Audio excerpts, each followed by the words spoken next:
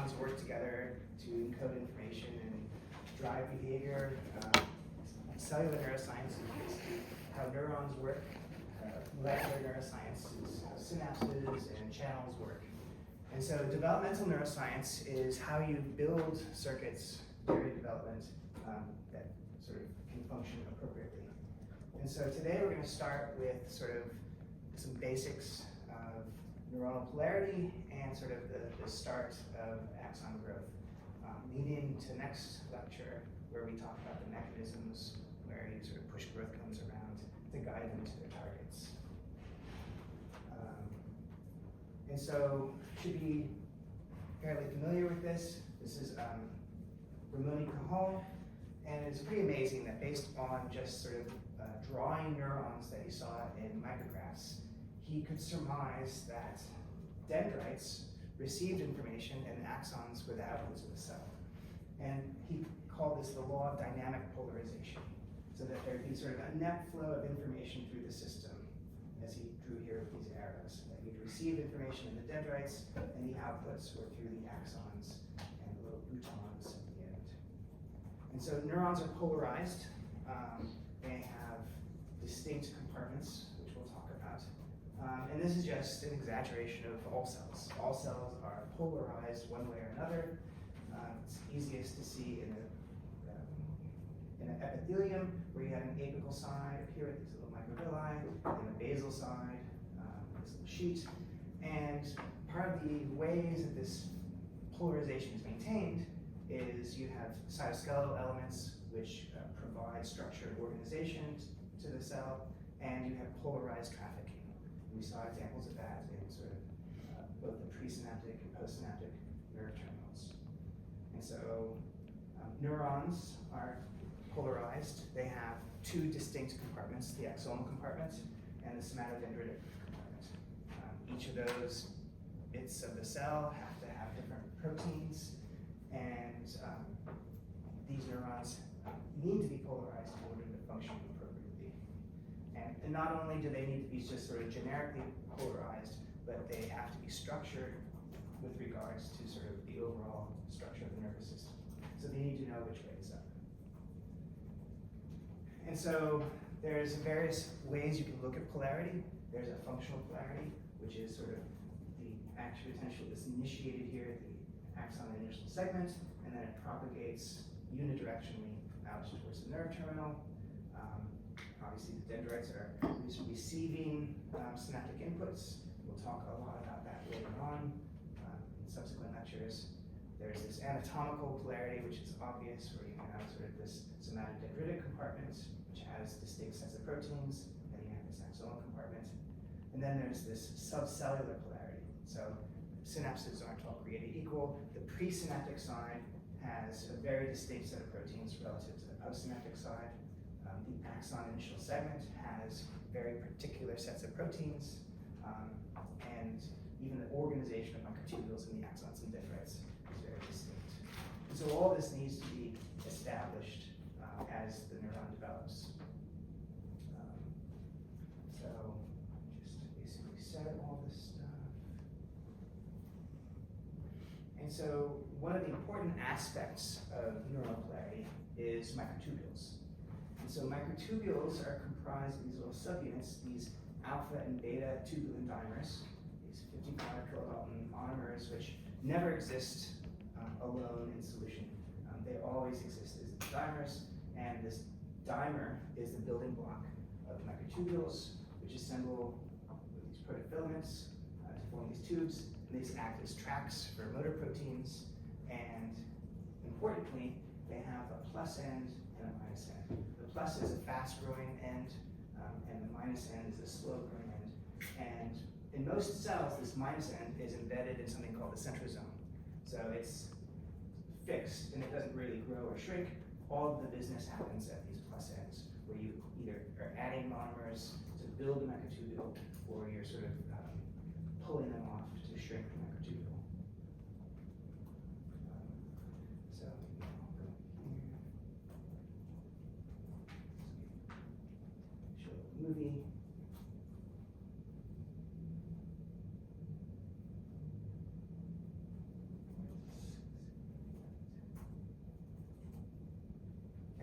microtubules grow and shrink is the way most things in biology happen. It's stochastically. And so this is sort of an example of what's called dynamic instability, where you have bouts of growth of each individual microtubule interspersed with sort of catastrophes or rapid shrinkage. And so this kind of dynamics is happening in all cells all the time. That just illustrates that. And so that kind of dynamics is going to be harnessed, and we'll see lots of examples of this, sort of in active dynamics and growth cone motility, in the way you sort of wire up the nervous system in general, that you sort of make use of inherently stochastic processes to guide them to get to where you need to be. And microtubules are a great example of that. So the way this works is you add these tubulin dimers to the plus end. And when they bind, they have GTP, a little sort of nucleotide bound, which they can hydrolyze to GDP. And if you have a lot of these dimers, which sort of add quickly, you build what's called a GTP cap. So all of the tubulin dimers that get incorporated up to a point have GTP, but then they slowly hydrolyze. So as the growth rate slows, the hydrolysis catches up with the rate of growth. You have GDP bound tubulin dimers on the end, and that causes catastrophe, which is this sort of rapid depolymerization. And so it shrinks until you build up a lot of GTP bound tubulin dimers around, and it starts to grow again. And so these ends can be captured, and it provides sort of organization to the cell. The minus ends are embedded in this material, this peri-nuclear material called the centrosome, or microtubule organizing center. And so that provides sort of a core center to the cell, which sort of provides organization to everything else. These are important for cell polarity in the context of divisions. So this is a neuroprogenitor cell, which is dividing. You have these sort of spindle microtubules and these astral microtubules, which each do different jobs. These astral microtubules are associated with these motor proteins that organize the spindle and control the plane of division when these cells divide. And I don't know if Andy talked about it too much, but the plane of division can be related to whether the division generates a neuron or whether it's a symmetric division, which is purely proliferative. So microtubules are major components of both axons and dendrites. In axons, all the microtubules are plus end towards the synapse, minus end towards the cell body. They have this sort of uniform polarity, whereas in dendrites, you have mixed polarity microtubules, so they can be in either direction. So different motor proteins recognize axonal versus dendritic microtubules, and that's one of the mechanisms where you can have differential trafficking. So different microtubule motors will have different cargoes attached to them, and so they'll ship different things into the dendrites versus the axons. And so one of the ways you establish this polarity during development is through membrane trafficking. We've talked a little bit about that. You have proteins that sort of are synthesized in the rough ER. They get trafficked through the Golgi, the cis, trans, and medial, cis, medial, and trans Golgi stacks, and then out to wherever they're going, maybe to the cell surface, and they get secreted or inserted into different compartments. And so this is highly regulated, and sort of control of this and sort of control of which compartments you ship your different proteins to helps establish and maintain the polarity of the neuron. And so you can imagine a variety of mechanisms. One is selective delivery, that you have distinct transport organelles, which are destined to go to different compartments, axons versus dendrites. The molecular machinery knows, and so they get selectively targeted either to the axon or to the dendrite. You can have non-selective export, but selective insertion or retrieval.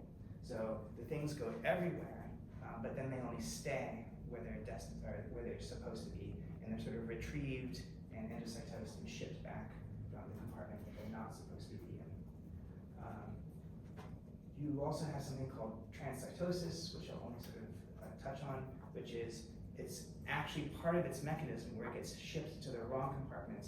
It needs to be re-internalized, and then it goes on the correct track back to the opposite compartment. So there's examples of all these sorts of things. The IGF receptor is selectively targeted to the axon, and it has a particular transport organelle, which is coupled to kinesin 1 or KIF5. You have an example of transcytosis with IgCAM. It's a immunoglobulin superfamily cell adhesion molecule, which is delivered to the dendritic compartment, but it's not supposed to be in the dendritic compartment, but it gets internalized and then shipped back to the axon. And it actually has to do that to make it to the axon. You can't just target it directly to the axon. And then there's selective retention, where VAMP2, which is an important synaptic vesicle protein that we talked a lot about, it is shipped everywhere, but it's endocytosed and sort of cleared from the dendritic compartment.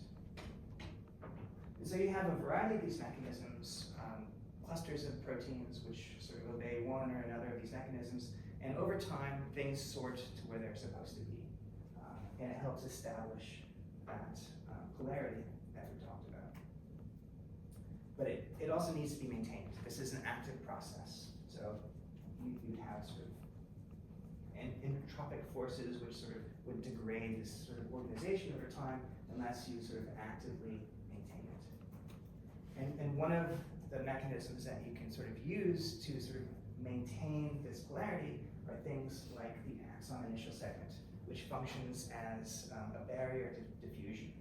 So microtubules pass through, they're all sort of plus end out, minus end towards the cell body. There's specific transport organelles and specific kinesins which have access. And so you have an actin barrier, kind of a gate, which only lets certain things pass trafficking-wise. You also have this actin barrier which prevents diffusion of sort of random proteins in the cytoplasm just wandering into the axon. And then you also have sort of a very tight membrane compartment which prevents sort of two-dimensional diffusion of membrane proteins into the axon initial segment. And of course there are sort of fail-safes just to strip things out of the axon if they make it in there. And so this is just one of the kinds of ways that you're sort of actively maintaining the segregation between the axonal and the dendritic compartments. And so one of the questions is, how does this happen? And so a lot of initial work was done in cell culture where you would plate, yeah? I'm sorry, I don't know if this is a silly question on the previous slide.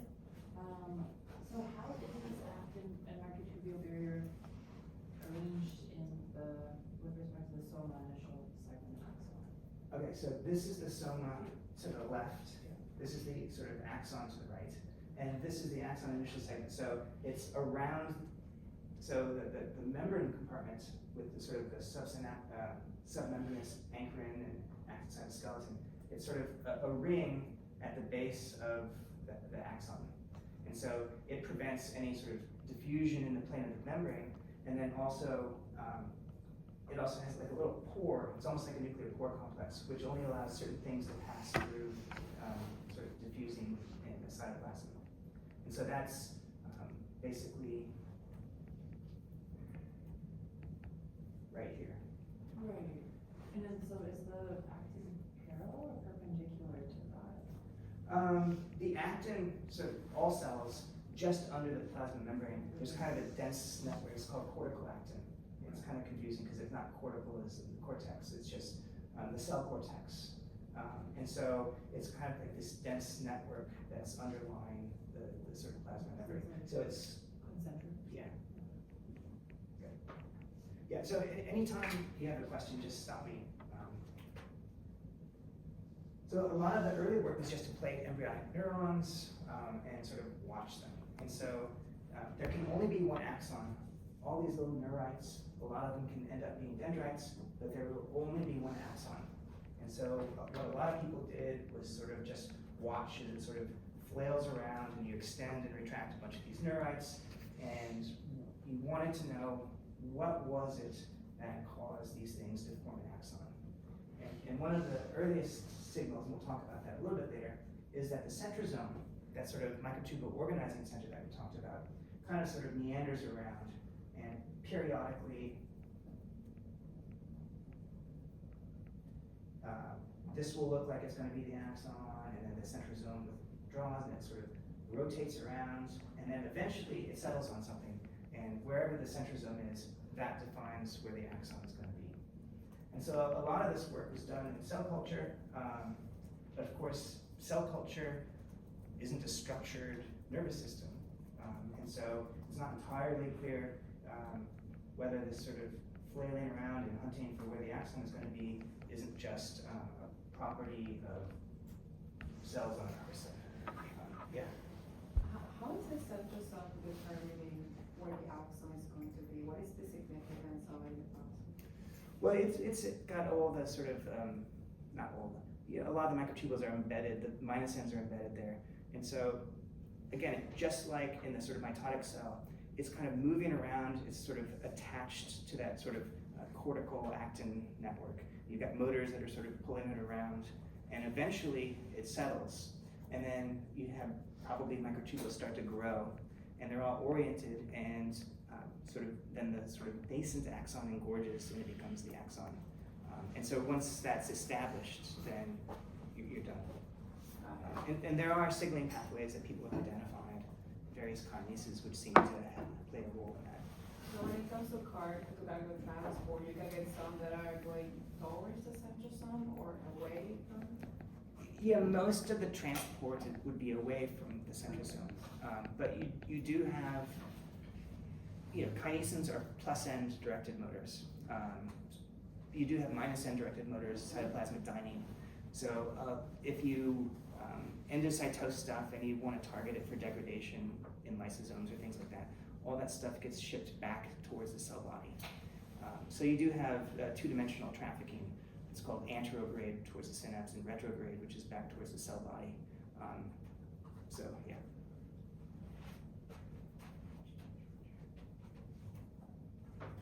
But in vivo, you have kind of an intrinsic set of axes. So these are cortical pyramidal cells. You can see that they're all oriented in the same direction. This would be the pia, the surface of the brain. This would sort of be the towards the ventricles down here. And so this kind of spatial information, this organizing feature of the nervous system, is absent in cell culture. And so properly, people started to sort of take those experiments in vivo. So as we'll see subsequently, the cortex is radially organized with the apical surface here, sort of the basal superficial surface up here. And so I don't think Andy talked too much about this, about neurogenesis, but in the cortex, the stem cells, the neural stem cells are radioglia, essentially. Early on, they're neuroepithelial cells, but as the cortical plate thickens, they get kind of stretched into becoming these radioglia, and you have these divisions down along this apical surface that generate sometimes these baby neurons. Those baby neurons then migrate up along the radial fibers to adopt their position in the cortex. And so even from birth, you have this kind of a polarity imposed upon these newborn neurons. Just stuff that you should at least see. Cortical development is inside out. You could imagine that if you have more neurons born, they just stay where they are and they kind of push the older neurons out towards the surface, but that's not how it happens. New neurons grow past the older neurons to adopt more superficial positions in the nervous system. So you have these purple neurons that are deep. They were born first. And then the green neurons, which were born next, migrate past the purple ones. The red ones migrate past both the purple and the green, and then these blue ones migrate past everybody. And so this actual climbing along the radial fiber is absolutely essential, an essential component of development. And And so you build the brain, at least the cortex, from the inside out. So superficial neurons are born last, and the deeper neurons are born first. And of course, they're all born apically down here. And so there's two, and so what I just said actually only applies to projection neurons, excitatory pyramidal cells. So if they're glutamatergic pyramidal cells, that's true. It's not true for inhibitory neurons, which are born in the subpallium, and they have to migrate tangentially into the cortex. So they're born outside the cortex and they migrate into the cortex. So all the inhibitory interneurons. The excitatory pyramidal cells, they're born and migrate the way I just said a minute ago. So you have this tangential migration for these Cajal-Retzius cells, which we'll talk about in a little bit, and these interneurons, but then these pyramidal cells are all born down here and then migrate radially. And so, again, this migration, this radial migration, provides an inherent polarity to the whole process. And this migration happens in a couple of phases. These radioglial cells, the soma translocates to the apical surface where it divides. Sometimes that division will be proliferative.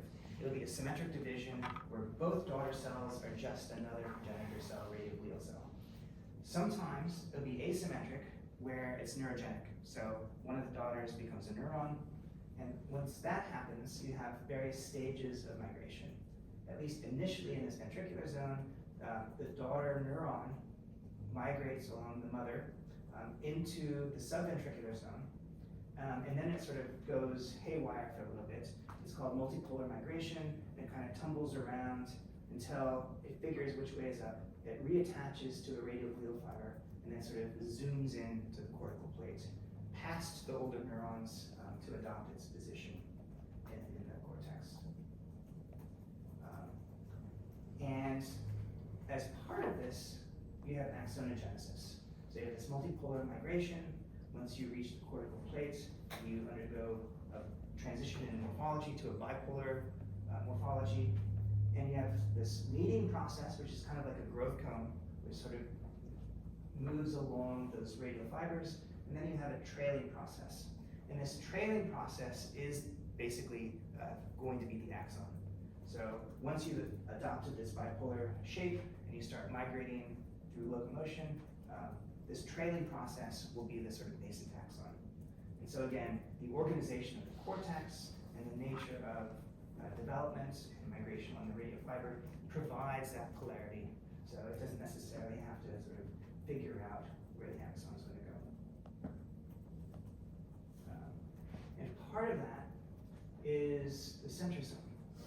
So this slide is terrible because the red, which is marking the centrosome, is very poorly defined in images. But the gist of it is, as you transition from that multipolar migration and adopt this bipolar migration, it's the position of the centrosome is helping to define where the axon is going to go. So it's the opposite of the centrosome, which is a little bit different than what happens in cell culture. Well, it's opposite of what happens in cell culture. So what determines this polarity?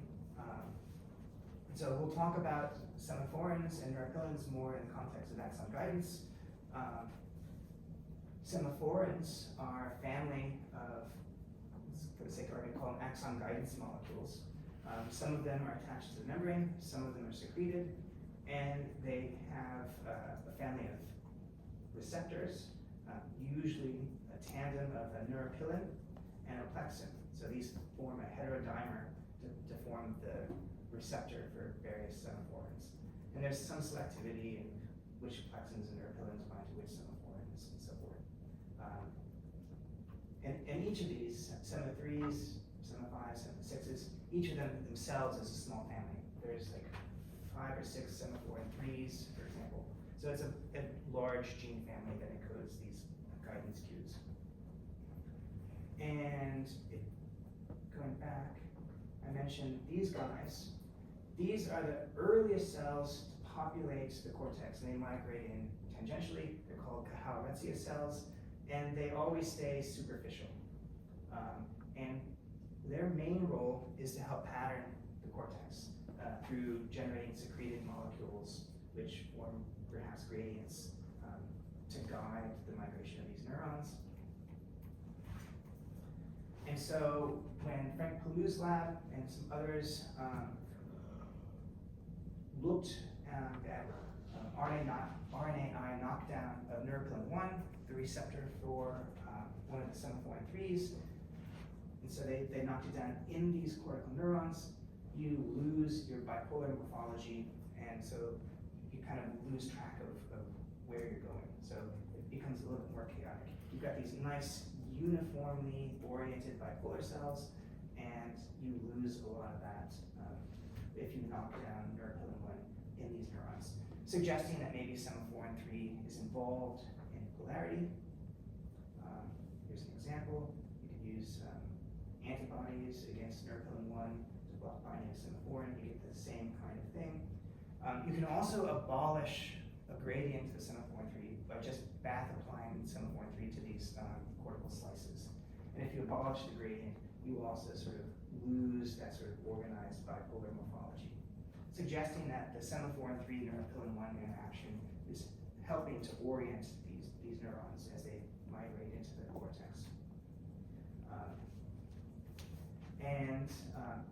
So one of the things that they found was that the dendrites are attracted by semaphorin 3, and that the axons are repelled by semaphorin 3. So this is what they look like normally. And so you have basically effects both on the dendrites and on the axons. So if you look at the sort of direction of migration of the axon, it becomes sort of a little bit scattered relative to the wild type situation. So semaphorin 3, it's secreted by that marginal set of neurons out by the surface of the brain, forms a gradient, and then TGF-beta is another signaling molecule that's secreted apically. And so it helps to actually specify the axons. So if you don't have TGF-beta, it's not like the axons go the wrong direction, you just don't make the axons. So this is a TGF-beta receptor knockout, and you just don't initiate axonogenesis. And so obviously there's a lot of extra things that go into it, but to a first approximation, what you see is you have these two reciprocal gradients, semaphorin 3 expressed in the marginal zone, TGF-beta expressed apically, forming these reciprocal gradients, and collectively they help orient these neurons and establish through TGF-beta signaling that you even get an axon, and through semaphorin 3 that you orient your dendrites and the direction that your axon leads. So the point isn't to look at these are just a bunch of kinases which seem to be involved downstream of TGF-beta signaling and downstream of semaphorin 3 signaling. But don't worry about these. So this is just to illustrate that a lot of stuff is involved. You have the TGF-beta here, you have the semaphorin 3 here. And just a rule of thumb, everything goes through three basic things. Everything impacts microtubules, actin, and membrane trafficking. So no matter what you're talking about, if you're talking about sort of axon outgrowth, axon guidance,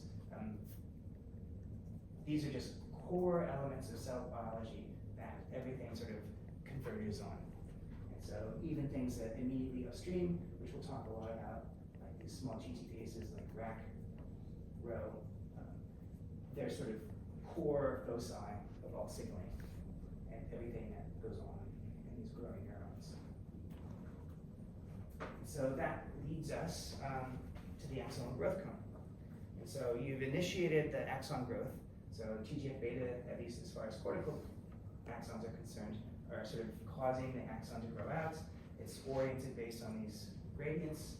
And so again, Ramon Cajal, based on micrographs in his drawings, looked at these and imagined that these were the growing ends of axons, and that these exhibited, of course he didn't have time lapse, but he just imagined that these were undergoing some kind of amoeboid movement, and that these would find their way to their targets by following biochemical gradients. They didn't use the terminology biochemical, but that they would sort of sense cues in the environment to guide the axons. And so he saw lots and lots of growth cones if he would sort of look at embryonic tissue, and no growth cones if he looked at sort of mature tissue. And so he thought that these were the elements of the axons that were important for sort of extending them and sort of connecting them as a nervous system. And he was exactly right. So this is an example of a fluorescently labeled growth cone and a live zebrafish embryo. And you can see that it's exhibiting kind of amoeboid movements on the tip of the growth cone, but it's also very directed. So it's not completely meandering around, just hunting for a pathway. It's sort of moving in a very directed kind of way. And so the growth cone itself exhibits kind of exploratory behavior, but on a small scale. But overall, the motility is fairly directed. And so one of the takeaways is what we're going to talk about in the next lecture is axon guidance. You know, one of the core elements of wiring up the nervous system is all about regulating growth cone motility. As we'll see, growth cone motility is driven by actin dynamics, actin assembly and disassembly. And so if you can control that, modulate that, you can sort of move the growth cone this way and that way. So we'll talk about guidance cues and their receptors on growth cones, how they modulate cytoskeletal dynamics. But today we're going to set the stage and talk a little bit about what we mean by cytoskeletal dynamics and how the growth cones move just at a basic level. And so I mentioned cytoskeletal dynamics, and there's two relevant cytoskeletal elements that we need to talk about. Actin, so actin is drawn here in red. There's essentially two kinds, I should rephrase that. There's two kinds of organization to actin. This branched network, and then these sort of bundles of actin filaments. These bundles of actin filaments form filopodia, and these branched actin networks basically form what's called the lamellipodia, which, as we'll see, the lamellipodia and the dynamics of these branched actin networks actually provide the motor for the growth cone. They drive growth cone motility. Filopodia are purely sensory. It looks like they're the business end of the growth cone, but they're the ones that are just sensing the environment for cues, and they modulate actin in the branched networks. The second kind of cytoskeletal element are these microtubules. And again, all the plus ends are out here, all the minus ends are back there directed towards the cell body, and various organelles. So as you grow your growth cone and leave your axon behind, you're constantly coming in contact with things. You need to sort of recycle guidance receptors and other things on and off the plasma membrane, and you're building synapses as you go. If you come in contact with another cell, you form a synapse, you leave all that stuff behind. And so you need ongoing active axonal transport to continue to deliver stuff to the growth cone. And so the presence of this sort of central domain is sort of enriched with membranous organelles, all loaded with stuff that you need to build synapses and to support the ongoing growth of the growth cone. These microtubules are largely excluded from this peripheral domain, but once in a while they will be recruited into one of these filopodia as the growth cone starts to turn. And so again, microtubules provide sort of an organization to the cell, and so they're constantly undergoing this dynamic instability, but once in a while they'll get captured and they'll be recruited in one direction as you start to turn the growth cone. And it helps reorient the direction of growth. So this is kind of what it looks like at the level of electron microscopy. You've got this sort of dense network of actin, and then the microtubules sort of held at bay by a little sort of barrier of actin. So this is a movie of an aplysia, bag cell growth cone. Aplysia is kind of a sea mollusk that have these really giant neurons and growth cones. And again, there's a central domain loaded with these membranous organelles, which are being trafficked along microtubules. And so one of the things to notice is you seem to see like movement back away from the cell surface. You've got these sort of philopodia growing, but there's this visual impression of net flow backwards from the cell surface. And this is called retrograde actin flow. And so basically all this movement is driven by actin dynamics. And so like microtubules, actin is a nucleotide binding protein. It's a butterfly-shaped monomer, binds ATP. ATP actin assembles into these filaments.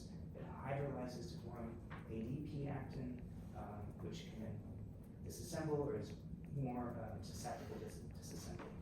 So you have these monomers that sort of assemble into these actin filaments. So the monomers are called G-actin for globular actin. The filaments are called F-actin for filamentous actin. And again, they have a plus end and a minus end. So the plus end is a fast-growing end, and it's also called the barbed end. And the terminology from pointed and barbed end is from decorating actin filaments in electron micrographs with little bits of myosin. Myosin is the little motor protein that moves on actin. You take fragments of myosin, the business end, the motor domain, and that sort of decorate the actin filaments. They form these little arrowheads. And those arrowheads define a pointed end and a barbed end. And it turns out that the barbed end is the fast-growing end because you can take these naked actin filaments, decorate them so that you can see what the polarity looks like.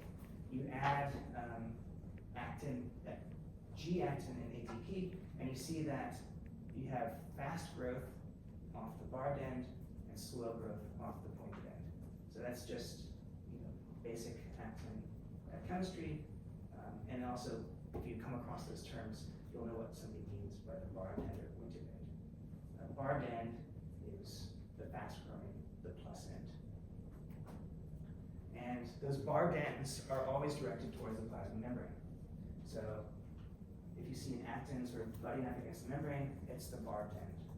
And so you attach new actin monomers to grow, and you push along the membrane. So I'll skip this. And so one of the first observations that sort of highlighted the importance of actin is if you treat with cytoclasin B, which is a toxin from mushrooms that basically binds to the barbed end and prevents the addition of new monomers, so it promotes disassembly. And it does so in a reversible manner. So I should go back.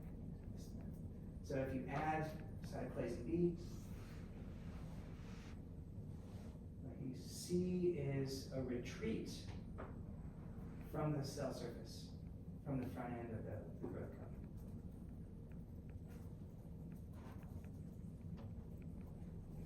And they'll wash out, and you'll see it grow again, but you'll see it grow from the cell surface back towards. So assembly happens at the membrane, and it pushes actin filaments back towards the center of the growth cone. Why is it taking so long? Recovery, there you go. So you'll see it grow from the cell surface back as you sort of repolymerize your actin. So you're adding monomers at the cell surface, and stuff that had been part of the actin, it gets pushed back. And so this is the basis of this retrograde actin flow I mentioned. And so this is just adding plastic beads to the cell surface, which happen to stick to something on the cell surface. That something is probably coupled to the actin cytoskeleton. And so as you repeatedly add the cytoplasm, you see this retrograde flow. And so imagine that the actin is being assembled at the front end of the cell. Older actin is being pushed further and further back as you keep adding. And so if something happens to be attached to, say, a cell surface protein, which is also attached to the actin, those beads get pulled back towards the core of the growth cone. So again, more evidence that all the assembly happens at the cell surface. And so if you watch growth cones move at the same time that you measure the rate of that retrograde actin flow, you see an inverse relationship. So the faster a growth cone is moving, the slower the retrograde flow is. And the faster the retrograde flow is, the slower the growth cone moves. And so this led to something called the clutch model, which means that, well, I just showed, oops, getting ahead of myself. So here you've coated this bead with an adhesion molecule which binds to something on the cell surface. And what you can see is you can bias the actin growth towards the tension on the bead. So you're restraining the bead through this pipette, placing force on this underlying cytoskeleton, and that's causing growth towards the force. And so collectively, the idea of the clutch model is that you need these attachments of the actin cytoskeleton to some substrate through a cell surface adhesion molecule to provide resistance to this retrograde actin flow. So imagine if you had no attachments. You just assemble at the cell surface. Older actin gets pushed back. It gets disassembled once it reaches that central domain. And you have this net cycling, this sort of treadmilling of the actin network. And it doesn't do any work, right? So just basic physics, you want to generate force to do work, which is force over distance. And so you're not doing any work in the absence of something that sort of couples you to a substrate that provides resistance to that flow. And so the idea is, if you don't have any coupling, any resistance, you undergo retrograde flow at a maximum rate, you do no work, and you get no net growth.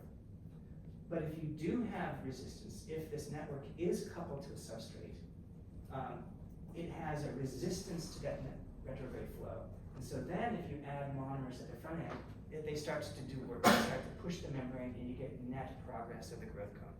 And the clutch model is just basically, I guess people don't use manual transmissions anymore, but when you engage the clutch of a vehicle, you're sort of engaging the gears and you start to do work. In the absence of engaging the clutch, the motor just spins and doesn't do anything. So you have to couple the motor to some kind of resistance to push things forward.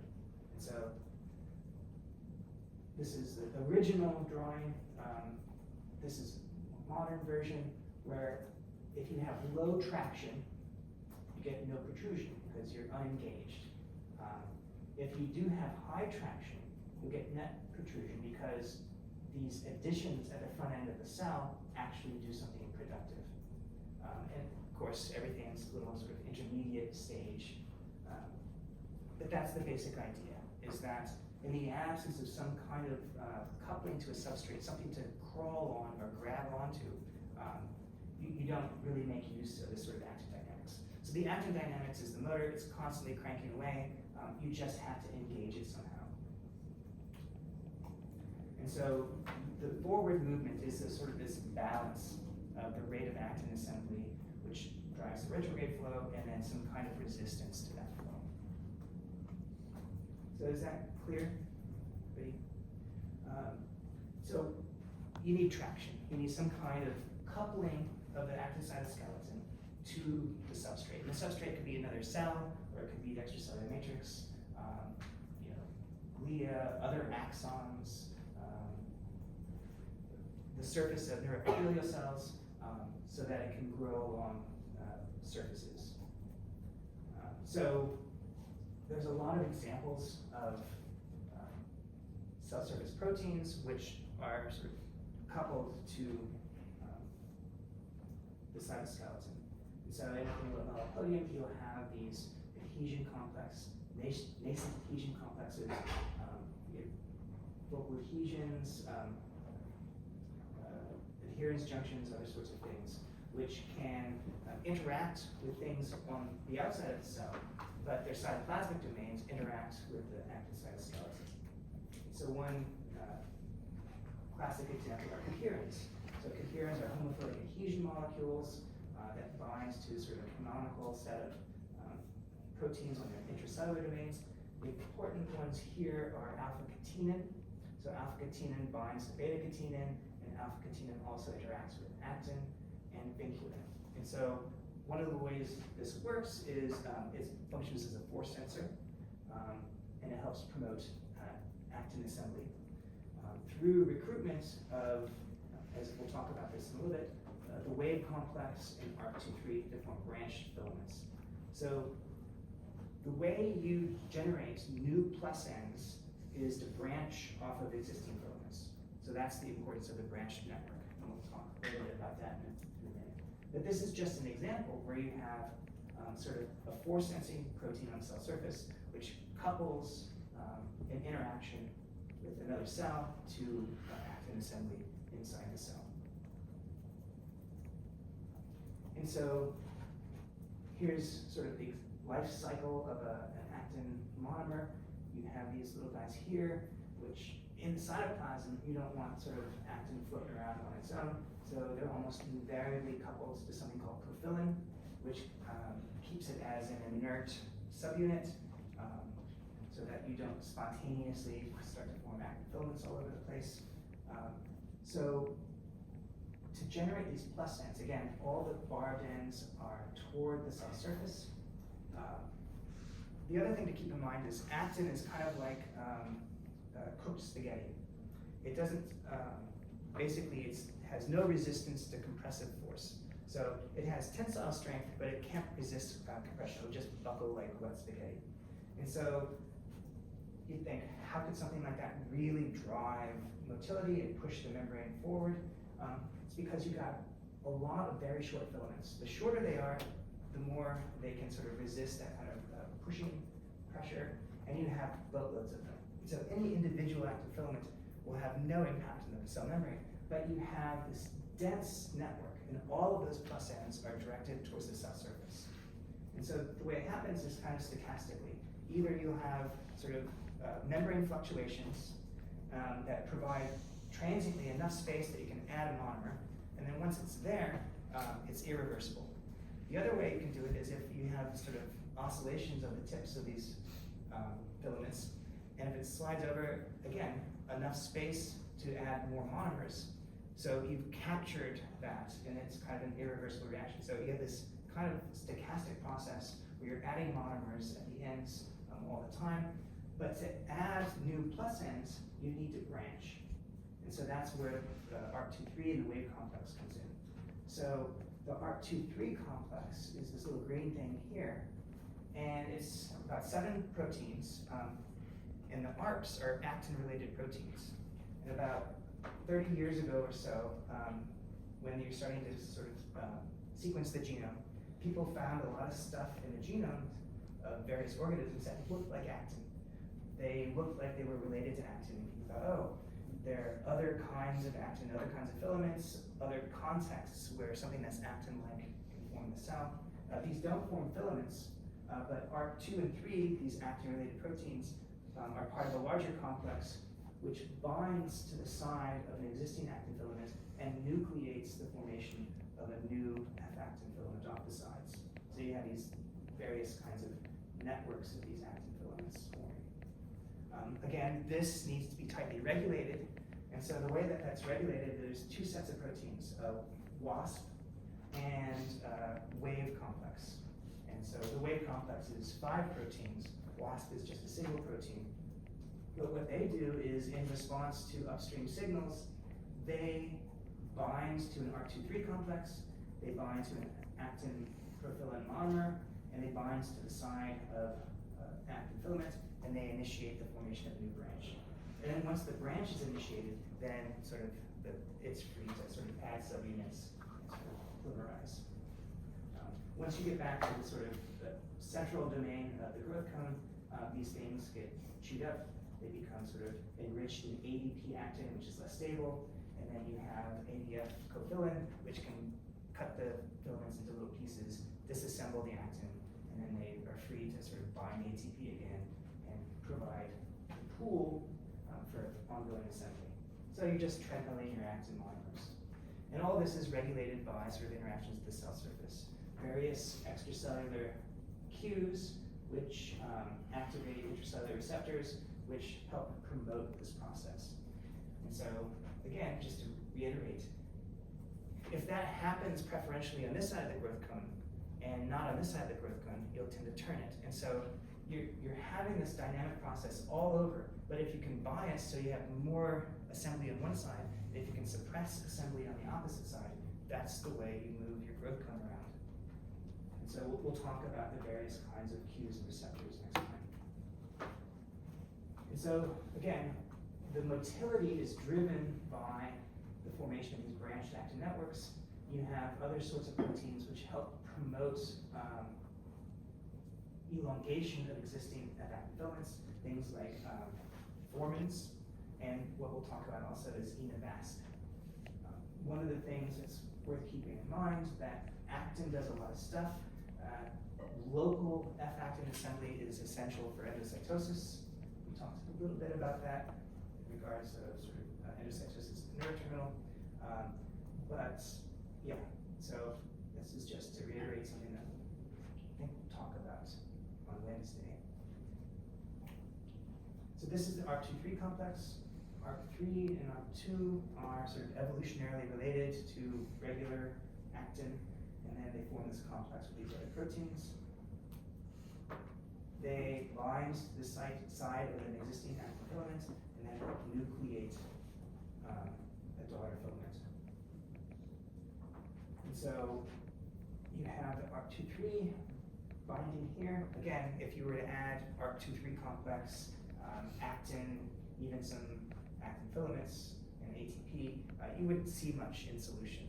So you wouldn't see a net or a significant net growth in actin assembly beyond what you would see just by adding the sort of F-actin nuclei and G-actin.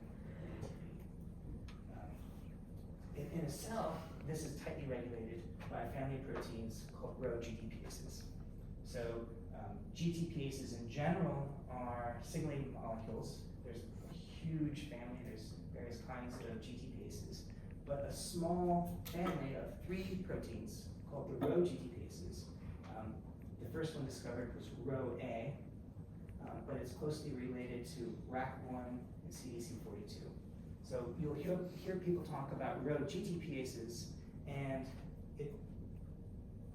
if you use that term, Rho GTPases, you're not just talking about Rho A, you're talking about this small family. And they all function the same basic way, which we'll talk about a lot, which is if they have GTP-bound triphosphate, then they are active. So they can bind to downstream effectors, like the wave complex, and initiate some cellular event. They're basically, they will hydrolyze the GTP, and once they hydrolyze that GTP, the GDP diphosphate, they're off. And so they don't bind to those downstream effectors. They don't sort of prolong whatever they were doing. So they cycle, they function as switches between 2 states, on and off. GTP bound is on, GDP bound is off. And so in these heterologous cells where they were first discovered, Rho A, when it's activated, it tends to enhance the formation of these stress fibers. And in general, Rho A, kind of the rule of thumb is it's anti-growth. It's forms these stress fibers, adhesion, focal adhesions, it binds to the substrate, it prevents motility of various kinds. RAC1 promotes branched actin assembly in the lamellipodium, and CDC42 preferentially affects the formation of filopodium. And so we'll talk a little bit about that in a minute. the ones that we will really, really concentrate on are row A and rack 1. And the other rule of thumb is that they're antagonistic. If rack 1 is on, row A is off, and vice versa. And so they can maybe sort of regulate each other, but the same signals that turn row A on will turn rack 1 off, and vice versa. So they're coordinated in that way. And we'll see why that would be next time. So what is their role here? So rack GTP activates the wave complex, leading to assembly of actin filaments by recruiting RT3. CDC42 interacts with WASP to promote the same kind of thing. But what we're going to talk about primarily is wave, but essentially the concept is the same for both of them. And so for WASP, it's pretty straightforward. WASP in solution is autoinhibited. That you have this GBE domain. This is called VCA because it's enriched in valine, cysteines, and alanines. And it forms an intramolecular interaction so that this VCA domain is sort of sequestered and it can't do any business. The same thing holds true for the wave complex. It's not an intramolecular, but it's an intracomplex autoinhibition, where this VCA domain binds to this SRA protein. So wave here for wave complex, WASP is a single protein, but the wave is a complex. And sometimes you'll see things like NAP1 or CY5PD, which are autism-related genes. They don't exist in solution in the cell on their own. They only exist as part of these complexes. So the way this works is, let's say for WASP1 with CDC42, active CDC42, which is GTP bound, it binds to this site, kicks off this VCA domain, and so that VCA domain is free to do stuff. And the stuff, which we'll see in a second, is that it helps recruit actin monomers, it helps grab R23, and it helps initiate that sort of assembly of that side branch. And then the same thing holds true for the wave complex, is that active RAC1, GTP RAC1, interacts with that site, it kicks out this VCA domain, which is free to go, interact, and sort of it nucleates one of those side branches. And so coming back to how these row GTPases work, you have some kind of stimulus at the cell surface, and it regulates the behavior of these rows, which are cycling between active GTP bound and inactive GDP bound. And so these are helped along by accessory proteins, GEF, which is called a guanine exchange factor. So it turns out like row GTP, GDP, will stay as row GDP for the most. It will once in a while release GDP spontaneously. It has a much higher affinity for GTP, and GTP is much higher concentration in the cytoplasm. And so essentially the release of GDP is de facto going to lead to the binding of GTP and activation of that row protein. But it doesn't do that spontaneously very much. So what it needs is a little help. So this guanine exchange factor, if it gets turned on, it interacts with row, promotes the release of GDP, which again is a de facto way, it'll bind the GTP and turn it on. So guanine exchange factor activates these row proteins to turn them on. If they're on, they can interact with downstream effectors like the wave complex to do their business. But they're also negatively regulated by something called GTPase activating proteins. And so this is confusing because you just need to keep track of what they literally mean. GTPase activating protein means it accelerates GTP hydrolysis. The GTPase activity of the row protein is enhanced. So what that means is it accelerates the hydrolysis of GTP, the release of phosphate, and it turns it off. So the GTPase activating protein is actually turning the row proteins off, right? So it's literally meaning that it's activating the GTPase activity, but it's also causing it to sort of cycle back to the inactive state. And so this is true whether you're talking about row A, RAC1, CDC42. These are switches that are cycling between two states. Their cycling between those two states is regulated by some external stimulus, mediated by a GEF and or GAP to generate some response. The one that we care about is sort of actin assembly, which is mediated by RAC1. Actin disassembly is promoted by active row A. So again, they're reciprocally related. They have opposite roles for actin assembly. And so this is the basic idea, is you've got these proteins, these G proteins, which can bind to GTP or GDP. And if they have GTP, they're in a different conformation. So if you look at this region here, it just is structured differently. It will bind to an effector in this state, but it won't bind to the downstream effectors in this state.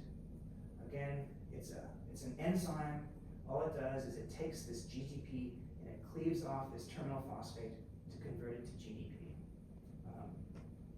Another sort of source of confusion, it's not a kinase. And so it's not going to sort of reconstitute this by taking the phosphate and sort of reattaching it.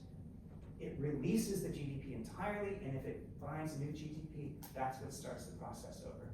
So because there are other sort of enzymes in the cell which reconstitute the GTP is high in the cell, that's what kind of drives the whole cycle forward. It's not sticking the phosphate back on, it's not cycling back and forth by reattaching the phosphate. That's not what's happening. So again, everything, the CDC42, the RAC1 sort of impinges on formation of this sort of side branch. Row A, which again is a resistance to growth through sort of phosphorylation of myosin 19 kinase and other sorts of things, promotes actin contractility, it promotes stress fiber formation, adhesion, and is a resistance to growth. So again, row A, what it does is the opposite of RAC1. So they're reciprocally related, and again, if one's on, the other is off. That also holds true within the growth cone. So the important thing to think about in all these contexts is the spatial component of things. So a growth cone isn't sort of on or off. Growth cones can be on in a small region and then off in the opposite region, so that you can turn the growth cone. And so again, experiments in cell culture where you do bath application of some drug, that's meaningless from the point of view of the growth cone. It's trying to respond to local cues to have activated RAC in one area of the growth cone, while you have inactive RAC in a different area of the growth cone, so that you can differentially regulate actin within the cell. And it's not just all on or all off. So the second kind of actin that we'll talk about is bundled actin in the Filopodia. And so bundled actin, basically you have a bunch of these free ends from these side branches, which sort of accumulate, and you get enough of them close enough together that you have bifunctional bundling proteins like fasciin, for example, which can bind to parallel actin filaments, pull them together, and so you can form these bundles of 50 or 100 actin filaments. And so, like I said, it was wet spaghetti on its own, but if you bundle them together and they're kind of have cross bridges all along them, it provides a little bit of structure. And so you generate these Filopodia, which emerge from the cell surface. They have proteins called ENA-VASP at the tips, which we'll talk about this in a minute, which help promote the growth of these existing F-actin filaments. So Filopodia consist of these little sort of protrusions from the cell surface, and they are sensory. So they're not generating force, they're not basically driving motility, they're little antennae which the cell is constantly sending out to sort of sense the environment.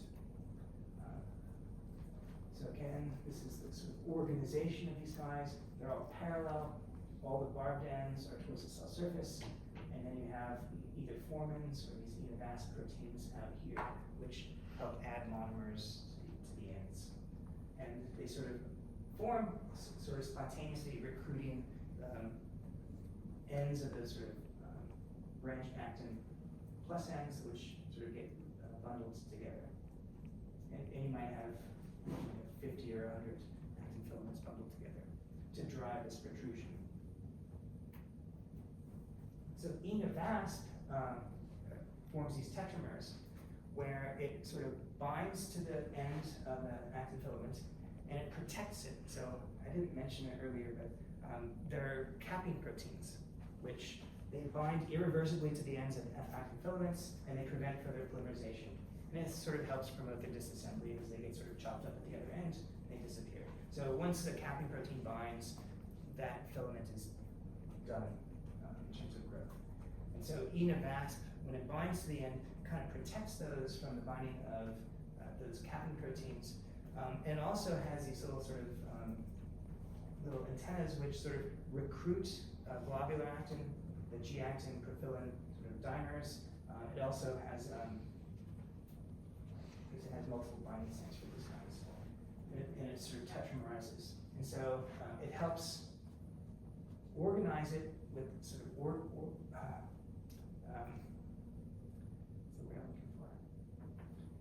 Anyway, it's directed towards the plasma membrane. It sort of promotes the addition of monomers. It prevents the capping, and it sort of supports ongoing extension of existing filaments. So it kind of looks like this. So it sort of has these things which are kind of like shuttling actin profilin monomers towards the plus ends, kind of pulling them in and adding them. And then this tetramer complex also sort of excludes the capping proteins. And so, as I mentioned, what you have is sort of the formation of these branched actin networks. And once in a while, you'll get a bunch of them close enough together to nucleate the formation of one of these bundles. And it's called this lambda network. And you sort of see them emerging from within this branched actin network to initiate one of these filopodia. And that's kind of shown here. You've got these things, each of them has enivasc, but then you have fasciin or some other bundling protein that sort of zippers them up. And once you've got critical mass, then you can sort of initiate the growth of the filopodium. And so for actin dynamics, you have sort of the movement of the growth cone is driven by that branched actin network, where you have extremely large numbers of plus ends, which are coupled to some substrate, and they're pushing the membrane forward. And that's regulated by WAVE or NWASP through the recruitment of ARC23 to form new side branches. And again, the activation of WAVE is through RAC, and the activation of RAC is through some cell surface receptor. So you have these cell surface cues that are sort of regulating when and where you sort of initiate actin assembly. And so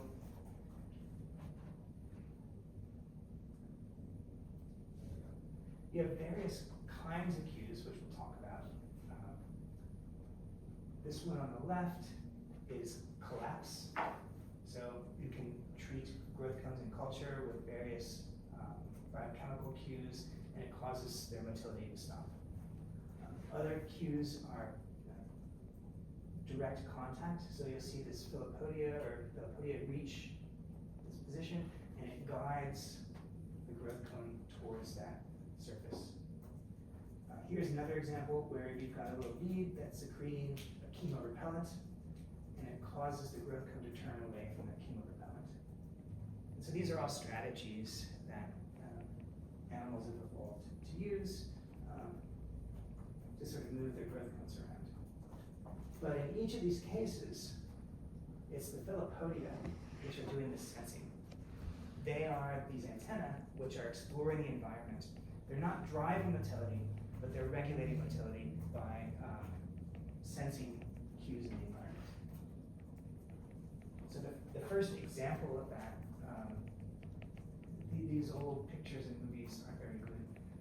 This is from the early 1990s. In sort of the grasshopper limb bud, the embryonic grasshopper, you can sort of open up the limb bud, expose them, and you can watch growth cones move around. And what they saw is that there's this transition where this growth cone, all it takes is a single filopodia to contact this intermediate target, and then it reorients the entire growth cone. And so, again, evidence that this is a sensory organelle, which is sort of not driving motility, but regulating motility and sensing the environment. So further support for these ideas, this old experiment by Stanley Cater, University of Colorado, where he took this serotonergic neuron, this growth cone, and sort of used a glass pipette to sever these filopodia. Turns out that these responds to serotonin.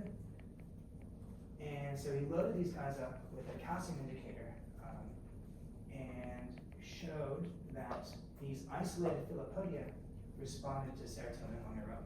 So they had the receptors, they had all the means to sort of respond to this external cue. So this is sort of the intracellular calcium concentration with and without serotonin, and then it's antagonized by acetylcholine. So it's got everything that it needs in the growth cone, in the filopodium itself, to respond to these cues. I think there are other examples, and we'll talk about next time, where even the response, I won't come to it. So the gist of it is neurons are polarized. They have the somatodendritic compartment, they have the axonal compartment, presynaptic and postsynaptic termini have very different components, and so all this has to be tightly regulated. And it starts during development. This is established through a variety of trafficking mechanisms, which target axonal components to the axons, dendritic components to the dendrites, although there are some other kinds of more complicated mechanisms, which are all designed to make sure that you have this sort of functional segregation. And during development, this starts in the nascent neuron. As the neuron is migrating, it isn't itself fully polarized, but it's establishing its polarity. So it's migrating into the cortical plate. The direction of migration is where the dendrite is going to come out. The trailing process is where the axon is going to come out, at least in the context of cortical development. And then once the axon emerges, then it's tipped by this sort of motile structure, which motors it to its target. So in the cortex, it might be sort of come out, join an axon tracts and go to another part of the cortex, or it might head down to the spinal cord or to the hindbrain or something.